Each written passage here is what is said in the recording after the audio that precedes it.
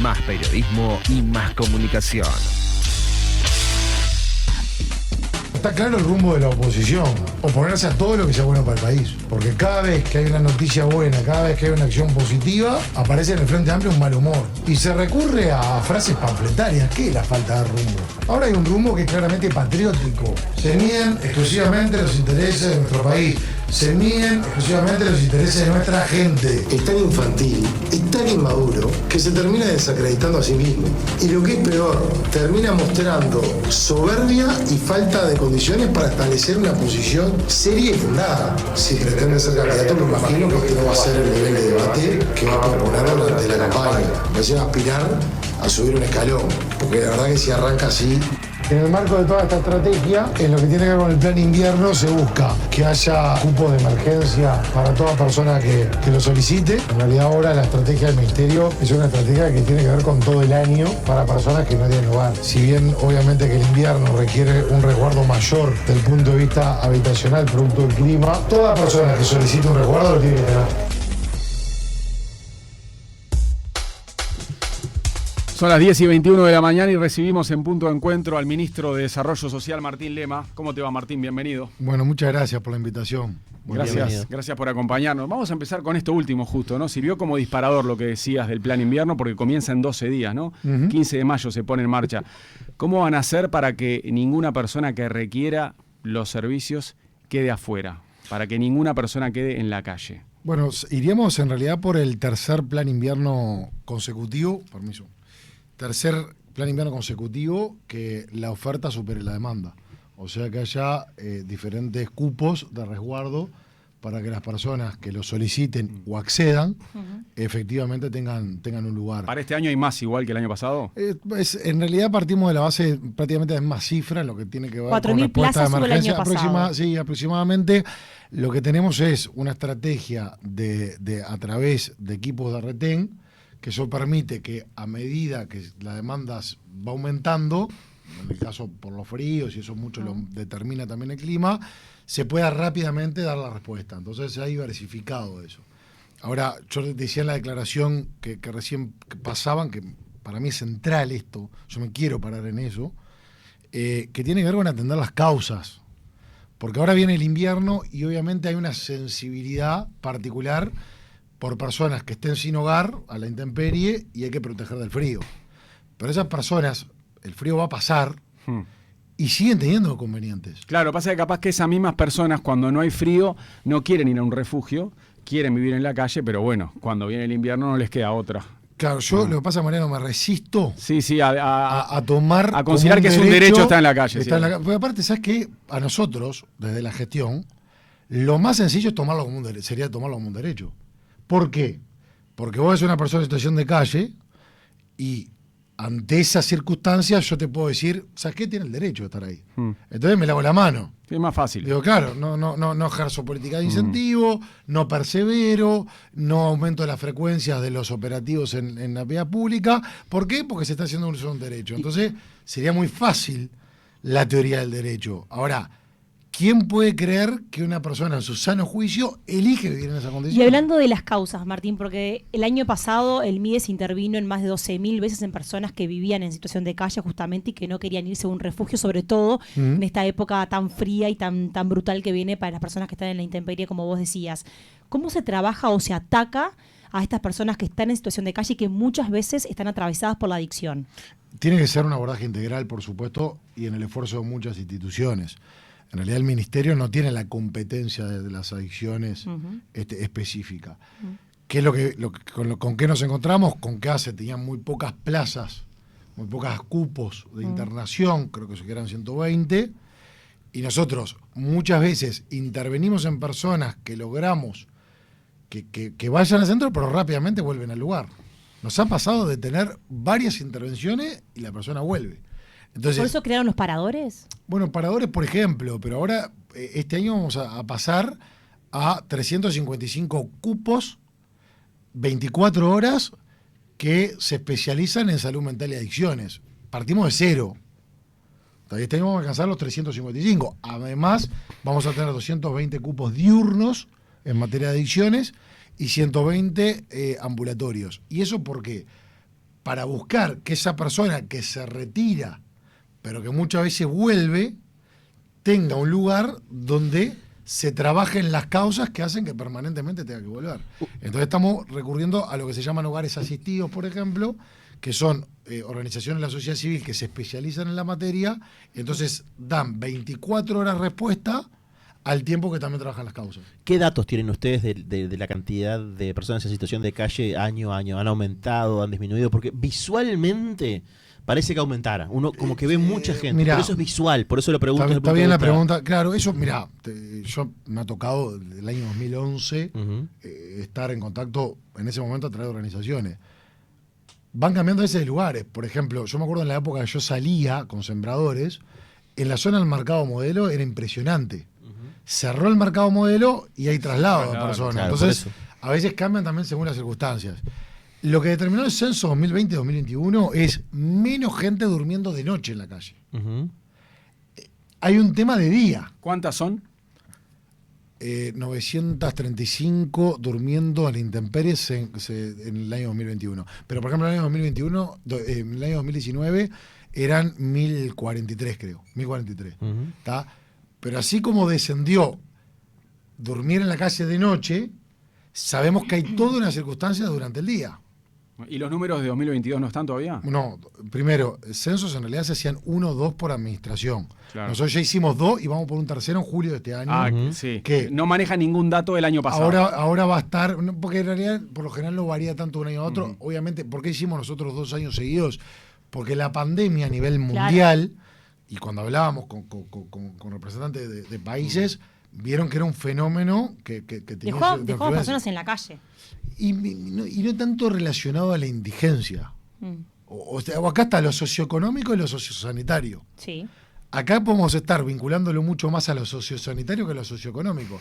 Porque si a una persona le decimos que tiene un lugar donde dormir, que hasta hay cada vez más una oferta de 24 horas, que tiene cubierta la alimentación, y que, como le decía, trabajan las causas, y la persona decide no ir, claramente es una decisión que no está ligada a lo socioeconómico.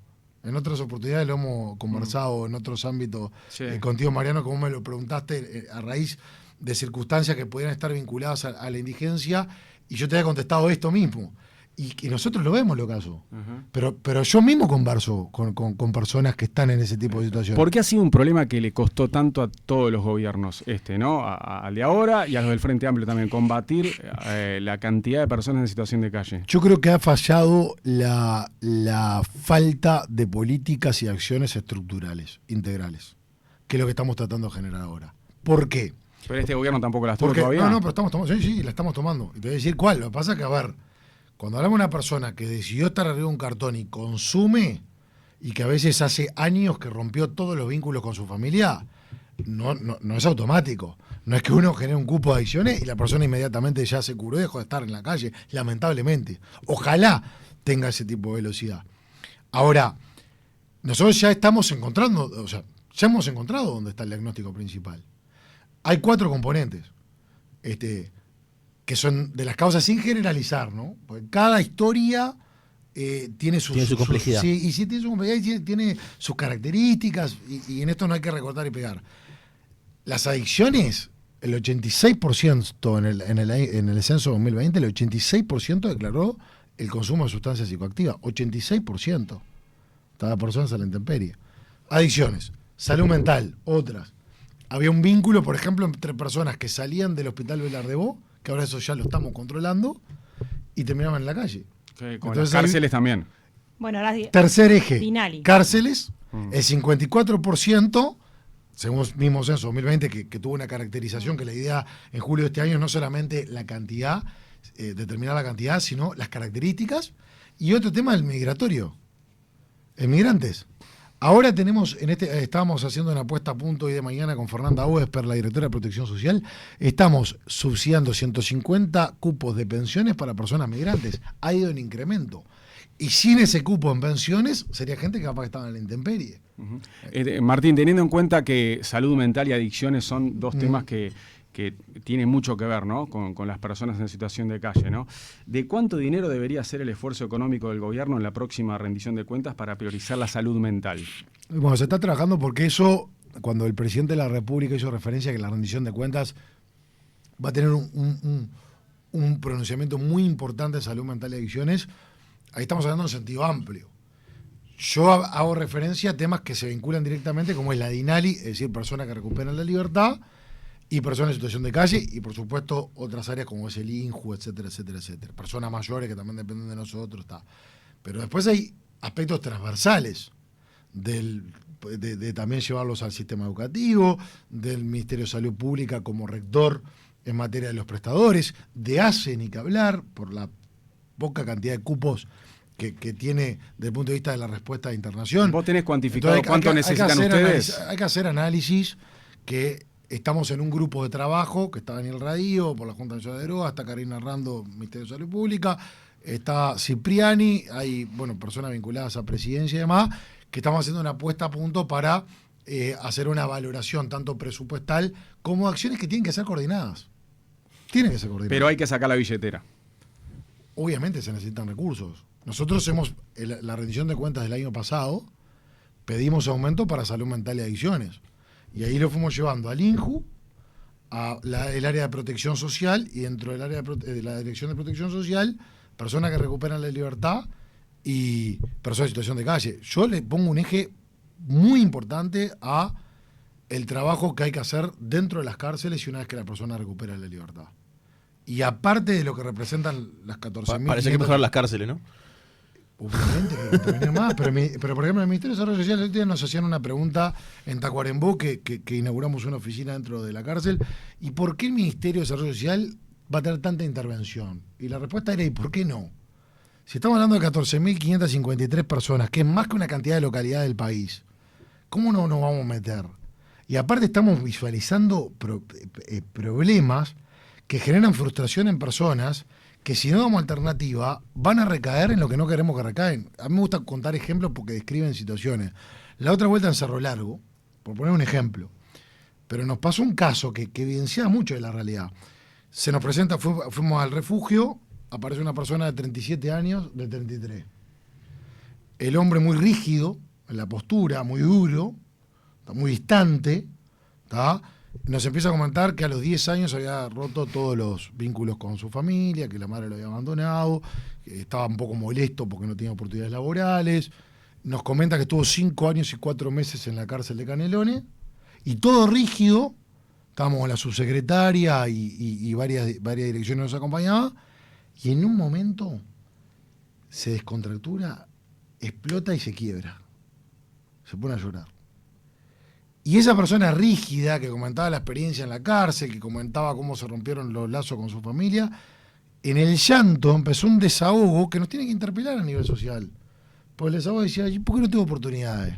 Yo no quiero estar así. Y había salido hace un tiempito. Estaba 37 años. De los 10 años, como le decía, interrumpió. Necesariamente, ahí el Ministerio tiene que profundizar acciones, como lo tienen que hacer otras instituciones, para darle contención a estas personas que cuando recuperan la libertad, si no le generamos alternativas, le estamos dejando los caminos que no queremos, la reincidencia. Y la calle. La situación de violencia. Lo que pasa es que si el camino es tortuoso, o sea, la salida va a ser tortuosa. O sea, si adentro no se generan posibilidades, tampoco se van a generar afuera. Tenemos 3 muertos en 72 horas en cárceles, claro, en las por últimas eso, horas. Si lo que tenemos adentro es hacinamiento, enfrentamiento. Sí, pero me consta que hay una actitud. Escuela de delincuencia. Cuando salgan, ¿cómo vas a reinsertar a esa persona si durante el proceso no le hiciste nada? Es como mandar a alguien a trabajar y no darle educación. Es pedirle mucho a alguien que durante muchos años está encerrado en Yo coincido y primero, quiero reconocer, porque visitamos todas las cárceles, que vemos un gran esfuerzo por un cambio de paradigma en ese sentido. Uno de los planteos que hacíamos el otro día es que en algunos INR nos encontramos con que había más personas anotadas para acceder a la educación formal que los cupos disponibles. No pueden faltar cupos. Claro. Porque si hay gente que está pidiendo formarse. Si hay una necesidad. Y claro, pero hubo la máxima aceptación por las autoridades del Ministerio del Interior y la máxima aceptación de Robert Silva, que me comuniqué con él. Ahora, yo creo que en algún momento hay que sacar de la órbita del Ministerio del Interior el INR y hay que abrir la discusión de dónde es el lugar más apropiado para tener. Porque hoy por hoy... ¿Te parece que es el Ministerio? A ver, no me amputo a ningún tipo de reflexión de propuestas. Me falta rondilla de elementos, que estamos tratando de reunir elementos para saber cuál es el mejor lugar o cuál es el mejor esquema. Mi posición personal es que el Ministerio del Interior no es quien debería tener el INR.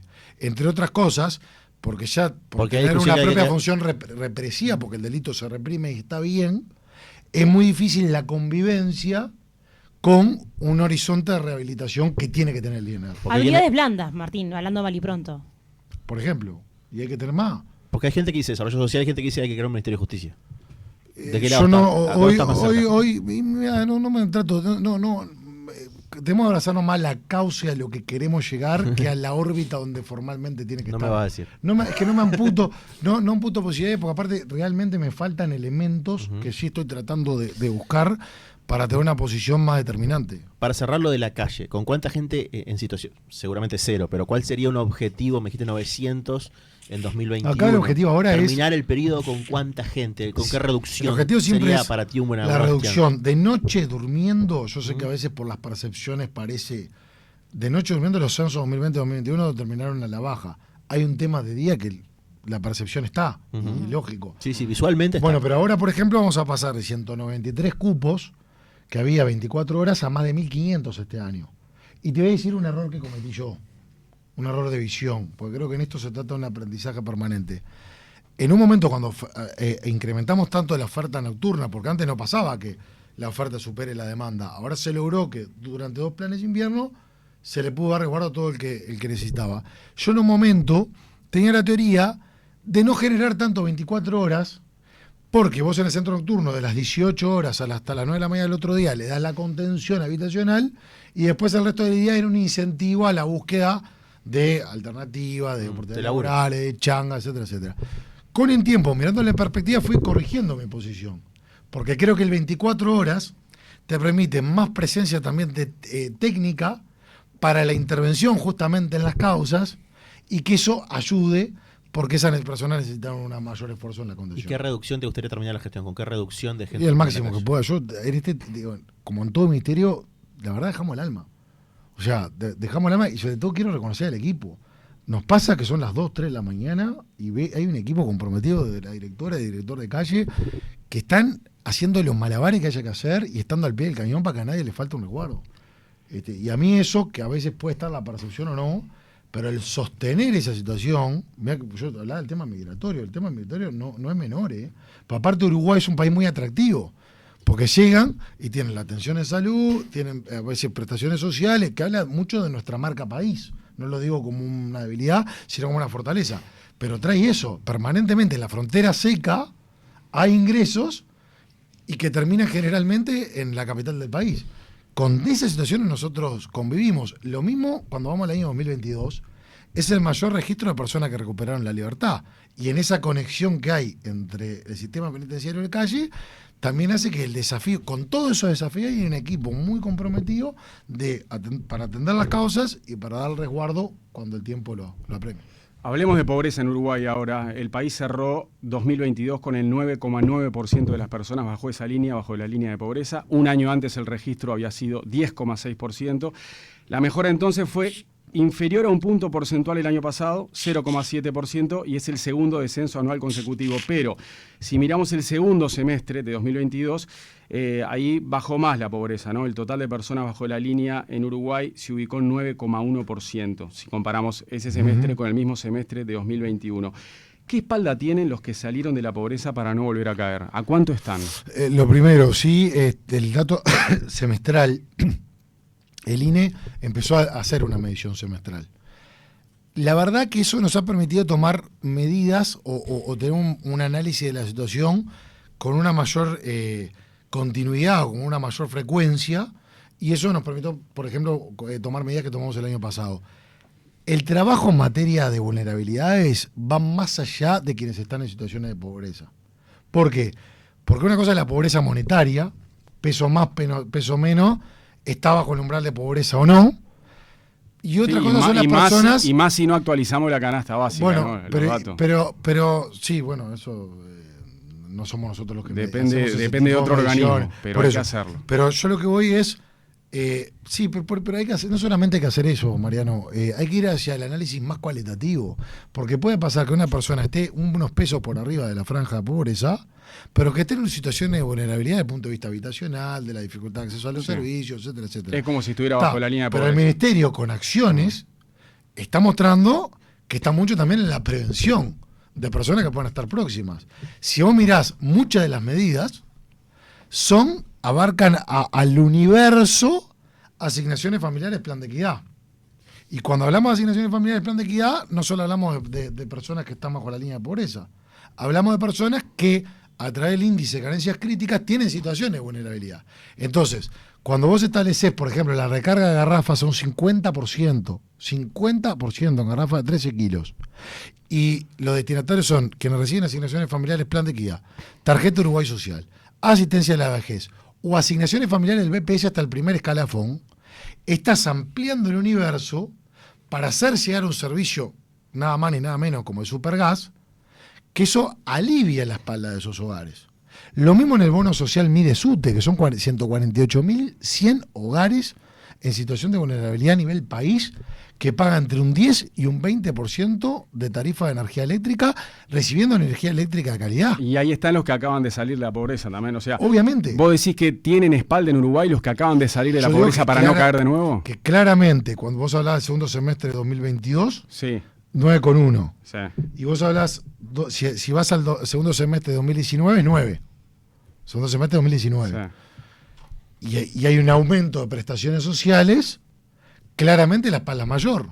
Las asignaciones familiares, plan de equidad, se reforzaron 70% desde el 1 de junio del año 2022 en la franja de niños de 0 a 6 años. Son 146.000 niños que se Bueno, pero los números con esa franja no son buenos, Martín, porque los datos de la pobreza infantil siguen generando preocupación, especialmente entre los menores de 6 años, justamente donde la pobreza subió de 18,6% en 2021 a 19,7% en 2022. Mariano, ¿qué está pasando? Te reitero, yo te comenté que la frecuencia nos permite tomar medidas. La medida que yo te estoy comentando es el 1 de junio del año 2022. Y si vos mirás el segundo semestre del año 2022, ese dato de 0 a 6 baja a 16,5. Claro, este dato es el anual. Eso. Pero, a ver, una cosa son las cifras que a todos nos gustaría que sea mucho más en cualquier gobierno, en cualquier administración. Ahora, que hay un efecto también directo entre los esfuerzos que se están haciendo, ¿tá? Y lo podés apreciar en el segundo semestre de 2022, también están los números. La recarga de Supergas al 50%. Y el refuerzo del 70% de asignaciones familiares, plan de equidad para niños de 0 a 6 años, es el 1 de junio del año 2022. Y si vos comparás ese semestre con el semestre anterior, con el promedio anual, o vas al mismo semestre del año anterior, ves que ahí baja. O sea, hubo una mejora abrupta entre el segundo semestre y el primer semestre, semestre del año pasado. Y se espera que siga mejorando, imagino, el primer semestre del 2023. Se trabaja siempre para que siga mejorando. A ver, son temas que por el nivel de sensibilidad y de injusticia que se tiene, gobierne quien gobierne, sea el año que sea, etcétera, etcétera, que tiene que ser muy cautos. Igual es la franja que más le preocupa esa, ¿no? La de los niños de 0 a 6. Pero también hay otras medidas. Ahora estamos en una cantidad de iniciativas que estructuralmente al país le van a aportar muchísimo en primera infancia. Hemos incrementado el acompañamiento en los hogares, así como se mejoraron las prestaciones. Está el bono crianza para los 25.000 hogares en situación de mayor vulnerabilidad, que van en niños de 0 a 3 o mujeres embarazadas, que son 2.233 pesos por niño o mujer embarazada en alimentación, higiene personal o limpieza del hogar. Hablando de alimentación. Una cosa que me parece que está muy buena, porque es un proyecto que a mí me incentiva mucho. Estamos en el proceso del diagnóstico social del recién nacido, la captación temprana, que no se hace un día para el otro, con presencia en las 23 maternidades públicas del país. Eso va a permitir reducir el error de exclusión de prestaciones sociales y trabajar en un mayor acceso a servicios desde... Hablando de alimentación. Perdón, ¿de cuántos niños pobres estamos hablando en Uruguay? ¿Cuántos niños pobres hay? Tendría que hacer no tengo la cuantificación, tengo el porcentaje. ¿Pero está diciendo 16%? 16,5 dio el segundo semestre. Último semestre de 2022. El último semestre. Y el año entero sí había dado. Claro. Se está doblegando. El año entero, 2022, dio 19,7%. Claro, pero en menos de 6 años está doblegando a la pobreza en general. ¿no? ¿Está qué? Está casi doblegando al 9,1% de gente de la población general. Digamos. Lamentablemente, históricamente, cuando se analiza la franja de 0 a 6, lamentablemente es la que presenta los índices más. ¿Y por qué pasa que eso? es la que más precisa, ¿no? Y es la que más necesita no estar en esa línea, ¿no? ¿Qué? Que es la que más precisa y la que más necesita no estar en esa línea, porque son la formación, Bueno, es la etapa de la vida donde más te necesitas formar, ¿no? Lecturas que se le da al tema, a veces se habla por la cantidad de integrantes y que eso genera un promedio que se focaliza en la franja etaria. Pero esa es una de las explicaciones. Yo no quiero que porque son temas que donde haya uno sí. Hay que revelar. Claro, pero tiene que haber un porqué. Entonces, bueno, una de las explicaciones que se han dado es justamente por el promedio, por la cantidad que puede llegar a presentarse en un hogar. Pero más allá de eso, en ningún momento puede llegar a ser una excusa. Porque si hay más cantidad, es inadmisible la cifra que sea. Es inadmisible la cifra que sea. Entonces hay que partir de esa base de intolerancia a la situación. Recién hablabas de alimentación y según el último informe del INE del año pasado, el 15% de los hogares uruguayos tiene inseguridad alimentaria moderada o grave. Este año están con el PAT, justamente, que es el Plan de Alimentación Territorial. Además, este año el MIDES le sacó el apoyo a las ollas populares. ¿Cómo van a trabajar con este 15% que tiene problemas de alimentación y con un plan que el Frente Amplio ya lo criticó y dijo que era débil? Fui el otro día a comisión y yo a veces escucho que se manejan declaraciones públicas que en los ámbitos correspondientes no se dan, porque no escuché absolutamente. Es más, invitamos a los legisladores a conocer el PAT de primera mano. Porque no hay nada mejor que opinar en base a lo real, en base a lo que está pasando en la primera línea de acción. Lo primero, que en realidad ese es un estudio de 8.246 casos, que es la primera vez que se hace en Uruguay. Y eso nos permitió detectar cuáles son las zonas de mayor complejidad en materia de seguridad alimentaria. Armar un mapa de calor. Son noreste del país y la zona metropolitana, después el resto es el que está en mejor. Lo que siempre se analizaba era la FAO, que eran 1.000 casos. En la FAO, o el análisis de la FAO establece 2 indicadores que bajo ningún concepto nos puede conformar, pero son indicadores de la realidad. Una cosa que establece en un informe de agosto de 2022 es que Uruguay es el país de mejor desempeño de la región en materia de seguridad alimentaria. Y otro aspecto que yo estaba convencido que iba a dar como que el 2020 era el año de mayor inseguridad alimentaria, por el año de la pandemia. Sin embargo, no, fue de los últimos años, el 2016 tuvo mayor inseguridad alimentaria según la FAO que el propio de 2020. ¿Qué quiere decir esto más allá de estar mirando año a año? Sí, porque en realidad las comparativas suelen ser injustas porque estamos hablando de un 15% que tiene inseguridad alimentaria grave o moderada. Pero no, porque ya te reitero, el estudio es para saber dónde caracterizar y dónde establecer políticas nacionales en base a la evidencia. Pero ¿por qué es importante los datos? Y por ver el arrastre que se tiene de problemas alimentarios. Entonces el PAT, más que nada, da una respuesta que tiene que ver justamente a esas características estructurales. Acá, cuando se habla del tema ollas, o del apoyo coyuntural, se dio un apoyo inédito en una situación inédita del país. El gobierno apoyó con 332 millones de pesos 2021 y 2022, justamente para dar respuesta a toda esa situación inédita. ¿Creen que el PAT va a ser un mecanismo? El PAT viene a reforzar de una forma. A mí me da un poco novedosa. de miedo cuando creen que estos planes son como maravillosos y van a arreglar el problema de la alimentación, cuando en realidad también le sacan el apoyo a las ollas populares y también, no sé si, esto no lo sé y te lo consulto, pero siguen escuchando estos referentes barriales que son los que están detrás de la olla popular, que son los que también conocen, le dan la alimentación a esa madre soltera con 4 o 5 hijos. Primero, a mí, una cosa que comparto contigo, yo no soy de enamorarme de los planes. Claro, pero cuando dicen que el PAT quiere cenar todo a mí. No, nadie dice eso. Nadie dijo eso. Nosotros insistimos, enamorémonos no de las causas, sino de las acciones que nosotros mismos proyectamos. Ahora, el apoyo coyuntural y la demanda coyuntural bajó por cualquier indicador que quieras tomar. En el Sistema Nacional de Comedores en forma extraordinaria bajó.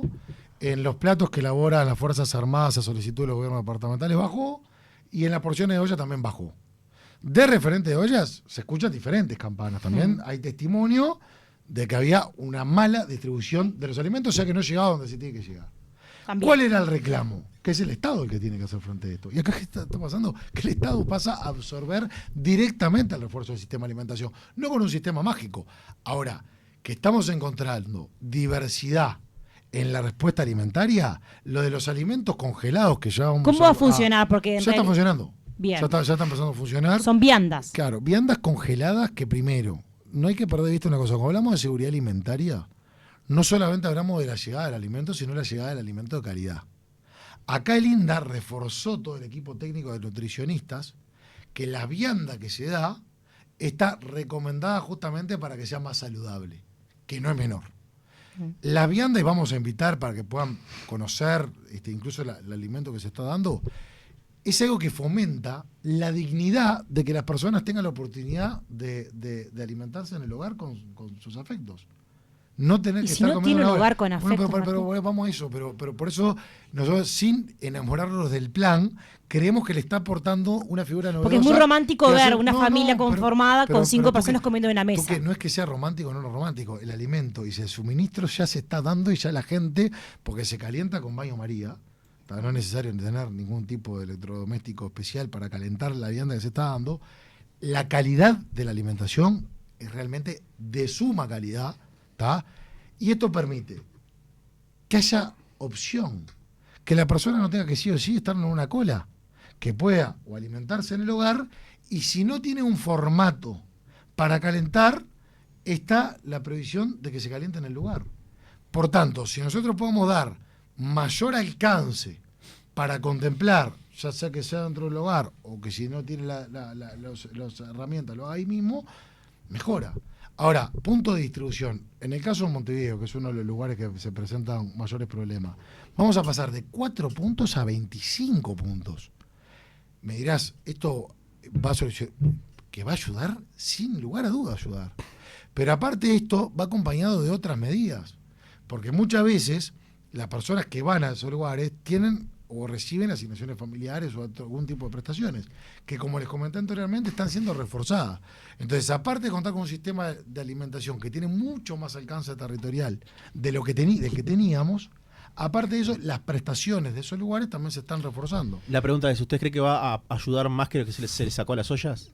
Es que pero no lo podemos mirar en torno a un instrumento. Nosotros miramos el sistema de alimentación, lo que tiene No, que pero ver de cobertura. Lo importante es la cobertura. Te pongo un ejemplo. Hoy ya te hablaba de 332 millones de pesos en 2 años y acá son más de 500 millones de pesos de refuerzo. Y con alimentación de mucha calidad. Y yo, así como hay iniciativas solidarias que merecen todo el reconocimiento país, porque nuestro país, con el correr de muchos años, ha tenido ese tipo de iniciativa. Este sistema nos permite un mayor seguimiento para que la alimentación llegue a quien efectivamente lo necesita. Faltan 7 años para que comience, 7 meses quise decir. Faltan 7 meses para que empiece el año electoral, pero la campaña arranca un poco antes. Algunos incluso ya la iniciaron. ¿Vos cuándo vas a renunciar al ministerio para correr esa carrera? ¿Por qué carrera? Bueno, de la otra carrera podemos hablar. Está la pregunta de la otra carrera, pero ¿cuándo vas a renunciar al ministerio para hacer campaña? Cuando el presidente lo defina, yo estoy acá por la confianza del presidente. ¿No tenés una fecha estimada todavía? No, yo te digo, aparte, realmente, yo sé que es cassette lo que le voy a decir y suena cassette y todo, pero absorbe, la gestión del día a día te absorbe. O sea, es muy difícil tener la frialdad. Sin perjuicio que somos. Pero estás pensando en términos electorales también. Pero tenemos reuniones políticas, no le quiero poner. Claro. No quiero. Pero realmente en el día a día te absorbe al punto de que lo central está en el ministerio. ¿Pero no pensás en noviembre, ponele? No me manejo una fecha, salgo a conversar con el presidente, todavía no le hablé. ¿Vas a apoyar la precandidatura de Álvaro Delgado o querés correr vos esa carrera en tu sector? Todavía, y ya descartás. No, ¿cómo que descartás? No, descartás otra. Otro en ese sector sí descarto. descarto. No, pues se te avisó muy cerca de Álvaro Delgado. Todavía, ¿Es Delgado o vos? Bueno, ahora hace muchos años que compartimos. Pero a ver, todavía no tomamos no tenemos una posición para exteriorizar públicamente. En el corto plazo, efectivamente, vamos a tomar una posición de comunicado. Pero es toda una señal que vos, siendo el sector de Álvaro Delgado, todavía no digas públicamente que apoyás su precandidatura. Quiere decir que estás por decidir algo vos todavía. Todos son decisiones. Porque hay ministros que ya dijeron hace rato que apoyan a Álvaro Delgado, hay intendentes que lo apoyan. Cada uno tiene sus tiempos y cada uno maneja sus tiempos en torno a cómo ve el esquema y acá cada uno tiene su posición legítima. Le van tomando el pulso a la República, como hacía Jacos. Yo creo que hay plazos. ¿Sabes qué? Creo que hay plazos de verdad, Mariano. Creo que hay plazos y plazos. Para mí, hablar del tema lo que fue octubre o noviembre del año 2022, me parece a destiempo. O sea, no sabés si vas a ser precandidato todavía. No sabés, hay posibilidades. Vos estás planteando la pregunta que cualquier respuesta que yo te dé puede quedar. Yo no estoy haciendo referencias electorales. En este momento las voy a hacer en el tu nombre se maneja, Martín. Tu nombre se maneja. ¿Te gustaría personalmente correr la carrera como precandidato para las próximas elecciones? No estoy haciendo referencias electorales. Y hay gente que te lo está pidiendo. Hay mucha gente que te dice, Martín, ¿deberías ser vos el precandidato? No estoy haciendo referencias. Sacate, pero hay una hay cosa. Que sacar el cassette, Lema, hay que sacar el cassette. Me tengo el cassette puesto. Una más. No, esto decir es tanto como no decir. O sea, en claro la vida. Claro que sí. No, pero es verdad, en la vida, cuando uno dice.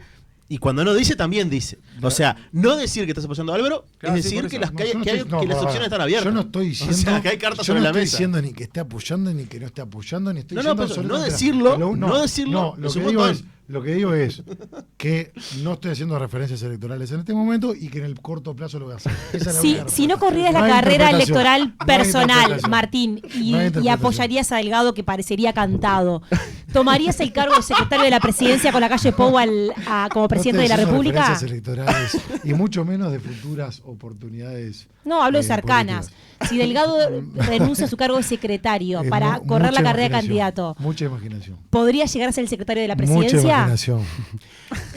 Y otra más de referencias ni electorales ni de funciones que tengan que ver con un resultado electoral que habrá que construir. Y otra de la interna blanca. ¿Ustedes los blancos necesitan más de 2 precandidatos o con 2 precandidatos alcanza? A ver, yo creo que va mucho más allá de las candidaturas. Yo creo que el equipo del Partido Nacional, el Partido Nacional tiene un gran equipo. Sí. Y confío centralmente en ese equipo. Yo me refiero a las precandidaturas porque hoy hay 2 cantadas. ¿Sabes qué creo? Que tiene que ser genuino. Las candidaturas, sea 5, tienen que ser genuinas. Pero los blancos siempre tuvieron más de 2, pero ustedes. El mundo y las circunstancias siempre van cambiando y más con la celeridad que se dan hoy en día. Entonces no creo que haya una fórmula realmente. O sea, creo que eso tiene que ser genuino. Ahora, pero si es genuino, hay 2 cantados o vos podrías ser el tercero. Si es genuino realmente. Vamos a ver, el tiempo dirá cómo se van desenvolviendo las diferentes intenciones o aspiraciones a candidatura, pero creo que a veces... A Gandini le están pidiendo ahora. Pero por ejemplo, no voy a hablar de los nombres que se refirieron, porque ya dije que son referencias electorales de ese tipo, no voy a hacer. Pero ponele que alguien considere que tiene que haber 4 candidaturas. ¿Y qué haces? ¿Se vas a inventar 4 candidaturas? No, pero hay gente que dice que tiene que haber alguien del interior, que hoy no aparece nadie en el menú del interior, son todos montevideanos. Y Beatriz Argimón, por ejemplo, ahí sentada, dijo que ella ve hoy a los 2 precandidatos cantados, que son Delgado y Raffo, y ella siente que falta alguien wilsonista, que tiene que estar. No sabe si es ella todavía u otra persona, pero ella siente que los blancos necesitan un precandidato wilsonista, que responda a esos intereses, porque no los representa ni Delgado ni Raffo, los puede representar Gandini, que le están pidiendo. ¿Vos considerás que esa ala izquierdista del Partido Nacional necesita un precandidato? Yo creo que el partido tiene que ofrecer, contemplar diferentes posiciones más allá de las patas en la candidatura, y el Partido Nacional tiene que buscar que se gane la próxima elección más allá de quienes sean candidatos, y en eso hay que estar focalizado. Después no creo en que haya fórmulas. Y el lacayismo. Creo que cada vez menos está el tema ideológico vinculado a las franjas históricas que uno respeta, que uno admira, que uno lee permanentemente, pero las generaciones que nos están escuchando hoy, las nuevas generaciones, muchas veces no tienen el contacto porque no han vivido, porque simplemente no se ha transmitido con las corrientes históricas, y creo que hay que hacer representaciones modernas. Hoy tenemos un líder. ¿Qué moderno? O sea que el lacayismo se comió al wilsonismo y al derrismo. No. Está picante. Digo que a veces nos matamos por pensar dónde se ubica cada corriente, si centro, derecha o izquierda, y el partido tiene que buscar siempre estar adelante. Pero aparte, hoy por hoy tenemos al presidente de la República, que es un líder de los tiempos de hoy. ¿Hay que estar permanentemente orgulloso de las raíces? Por supuesto que sí, pero también tenemos un ejemplo de liderazgo hoy. Disfrutémoslo, usémoslo, transmitámoslo. O sea, me parece que no hay que irse siempre a las corrientes más tradicionales, porque creo que hay innovación en la propia práctica que representa la calle Pou. Martín Lema, ministro de Desarrollo Social, gracias por este rato en Punto de Encuentro. Gracias. Que pases bien. Gracias.